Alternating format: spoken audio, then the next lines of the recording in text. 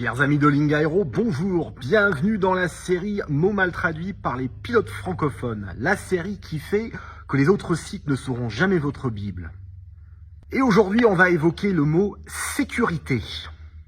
Alors, la première distinction à faire quand on veut traduire le mot sécurité, c'est la distinction entre sécurité au sens la sécurité des vols et sécurité au sens la sûreté dans les aéroports.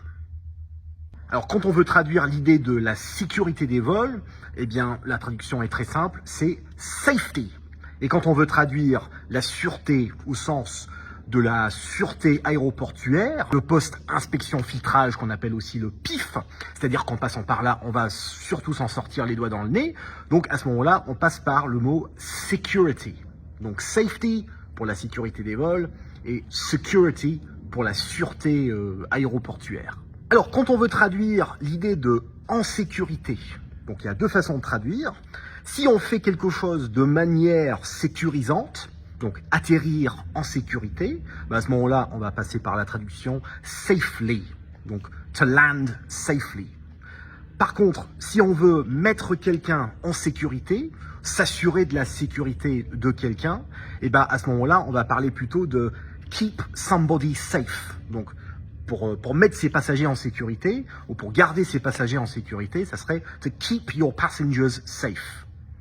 Alors dans le prochain exemple, je diverge, tout simplement pour ne pas passer par une contrepétrie, le verbe « secourir ». Donc c'est pas tout à fait la sécurité, mais le verbe « secourir » au sens porter secours à quelqu'un. Alors pour dire secourir quelqu'un, porter secours à quelqu'un, on peut passer par la traduction « to provide assistance to somebody ». Les premiers secours, au sens des premiers soins, on parle de « first aid ». Et quand on veut parler de « appeler au secours » ou « appeler les secours », alors si c'est « appeler au secours » au sens « demander de l'aide », mais si on a demandé à quelqu'un en particulier, eh bien à ce moment-là, on va dire « to call for help ». Si on veut appeler les secours au sens les pompiers, la gendarmerie, etc., comme quoi la vie d'un pompier n'est pas si terne que ça, et bien à ce moment-là, on va passer par emergency services. Donc, appeler les secours à ce moment-là, ou prévenir les secours, ça serait to call the emergency services. Alors, quelques autres exemples un peu moins connus. Mettre quelqu'un en lieu sûr.